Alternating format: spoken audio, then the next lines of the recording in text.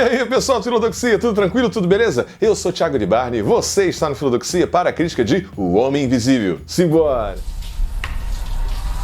He said that wherever I went, he would find me, walk right up to me, and I wouldn't be able to see him. Adrian is dead. He's not dead. He has figured out a way to be invisible. E aqui você já sabe, eu já vou pedindo logo, deixa o seu like maroto, se inscreve no canal caso ainda não tenha se inscrito, deixa aí um comentário no final do vídeo, ativa o sininho para receber as notificações e, agora sim, bora começar! Que grata surpresa! O Homem Invisível talvez seja uma das obras mais adaptadas para o cinema desde a década de 30, desde 1930, salvo engano. Essa já deve ser a quarta ou quinta versão. A minha geração, a minha época, eu lembro muito da versão com Kevin Bacon, que era O Homem Sem Sombra, que é por uma pegada mais sci-fi do que esta versão de agora. E que adaptação boa! Que trabalho bom, meu querido, de adaptação. Muito mais do que uma mera adaptação da obra clássica de H.G. Wells, aliás, autor famosíssimo de ficção científica, como A Máquina do Tempo, Guerra dos Mundos. Essa adaptação aqui do diretor e roteirista é muito boa e é mais do que uma adaptação. Ela é uma contextualização para o século XXI, para a era dos relacionamentos abusivos, quando a gente está discutindo movimentos como Me Too e outros movimentos feministas, a agressividade masculina, um relacionamento abusivo. Que trabalho bom de roteiro, que trabalho bom de direção. Então, já de antemão, meus parabéns para o diretor e roteirista e também, já de antemão, antes da gente começar, que coisa boa é a Elizabeth Moss aqui nesse filme. Que escalação perfeita. Ela consegue fazer todas as flutuações entre tensão, medo, ansiedade, força, fragilidade, receio, loucura. Tudo ali ela sustenta muito bem o filme. Que escalação boa, que Cecília boa essa versão de 2020 traz pra gente em tela. Mas, depois dessa salva de palmas merecida para o diretor, roteirista e para a atriz principal, vamos aí trabalhar, vamos aí falar sobre os aspectos técnicos do filme. I feel like in the last few years there's been a certain approach from filmmakers that has dragged the horror genre into the lens of critics. All of a sudden you're seeing more critically acclaimed horror films and even horror films that are winning Oscars. You know, Jordan Peele winning for Get Out was obviously a huge thing. I think that that's what we do with The Invisible Man. It's a sort of horror thriller, but it's about domestic abuse. Como eu estava dizendo antes, a força desse filme está nesse tripé entre direção, roteiro e a atuação da Elizabeth Moss. O filme traz um elenco que sustenta bem a trama, apesar de, e aí fica uma ressalva, os personagens secundários não são bem trabalhados, sobretudo os personagens masculinos e também os femininos, mas sobretudo os masculinos. O próprio papel do pesquisador, o próprio papel do homem invisível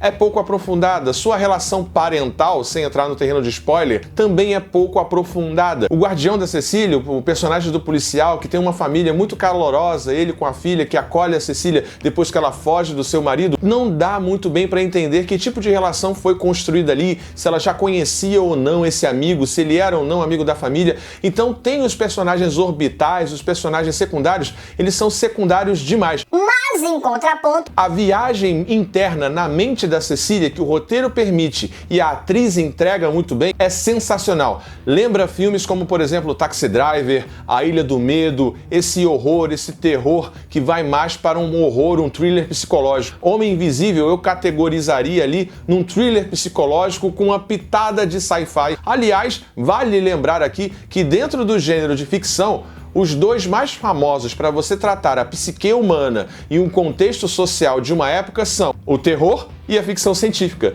E aqui, em Um Homem Invisível, você tem esses dois polos, você tem essas duas fontes narrativas, que é a do terror e da ficção científica, trabalhando em prol de uma narrativa para discutir não só uma questão social, mas uma questão de cunho pessoal, afetivo, emotivo, que mergulha na mente dessa personagem e dá pra gente uma espécie de pílula, uma espécie de vislumbre do que seria um relacionamento abusivo para pessoas que sequer têm ideia do que seja um relacionamento abusivo. Então só por isso o filme já tem muita validade. He was a sociopath. He said that I could never leave him. He controlled how I looked and what I wore. Then I was controlling when I left the house. And eventually, what I thought. Com relação à parte técnica, eu gostaria de salientar a questão do uso da câmera. O uso da câmera é muito bom. Ele trabalha planos abertos, sempre deixa 2/3 quase que da tela vazios para a gente sentir a presença de algo que pode ou não estar ali. Isso é uma boa e simples sacada da direção. Trabalhar com a sugestão, trabalhar com aquilo que pode ou não estar ali, junto com uma trilha sonora enervante, uma trilha sonora instigante, que coloca às vezes o silêncio como ponto principal, a respiração. Então a ideia de deixar um plano aberto e o personagem da Cecília ocupando só 1/3 da tela e o outro terço vazio, além do uso de câmeras subjetivas, olhando assim de esguelha, olhando pelo lado de uma quina, por uma janela do lado de fora, vai dando a atenção necessária para a gente entrar nessa viagem junto com o personagem, junto com a Cecília, que a gente não sabe se está entrando em paranoia, se está entrando em negação ou se de fato o marido abusivo e controlador dela está invisível e está de fato ali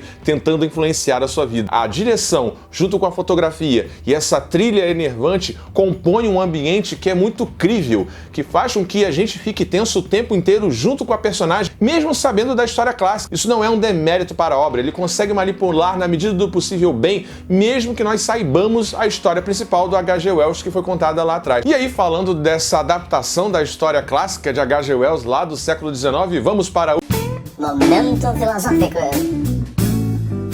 Bom, aqui no Momento Filosófico eu gostaria de trazer uma situação específica que faz com que eu me lembre de filmes como Harry Potter, como O Senhor dos Anéis, obras literárias / de cinema, que me faz lembrar aqui O Homem Invisível. Qual seja, a premissa da ética, a premissa da moral. Senta que lá vem a história.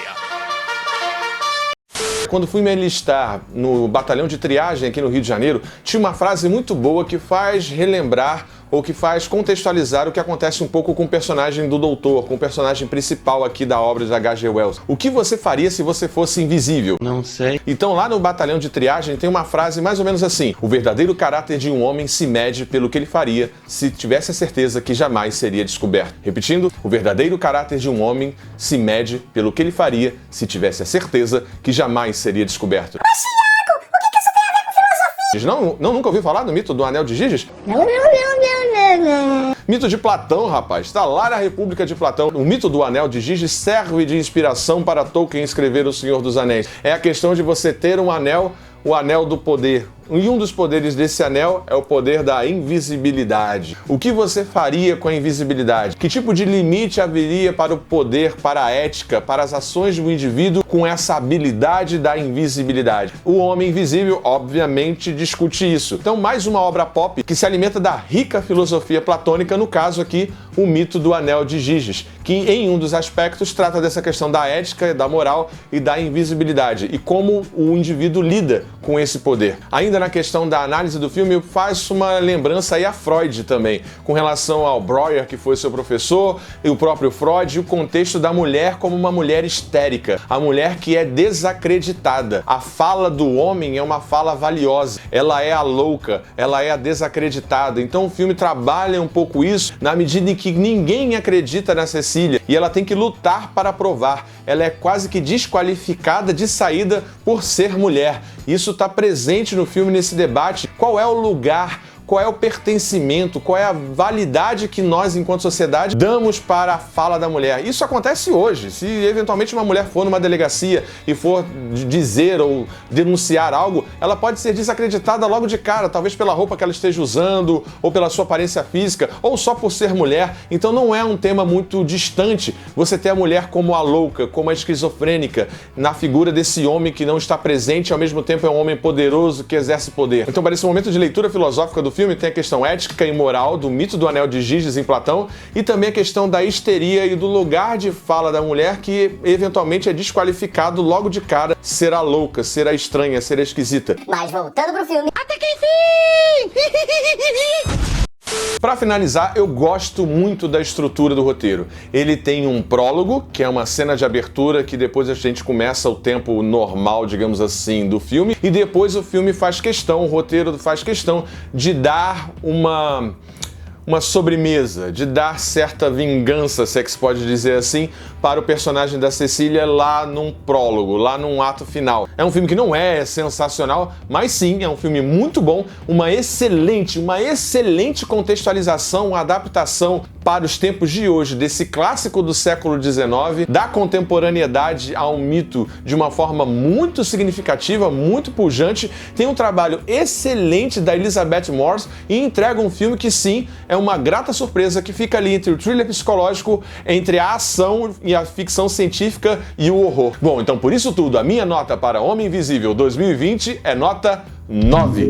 É um filme que adapta muito bem, traz contemporaneidade, tem atuações excelentes, sobretudo da Elizabeth Moss, e é um filme que surpreende, trabalhando os gêneros e trabalhando a tensão de uma maneira eficiente, sem ser manipulativa e entregando uma experiência cativante e enervante ao mesmo tempo, lembrando muito o que foi feito em Um Lugar Silencioso, com os silêncios, com os espaços vazios. É um filme que eu recomendo fortemente. Bom, é isso, pessoal. Eu espero que você tenha gostado dessa crítica. Não esquece de deixar o seu like, de se inscrever no canal, caso ainda não tenha se inscrito, e até a próxima, pessoal. Tchau, tchau!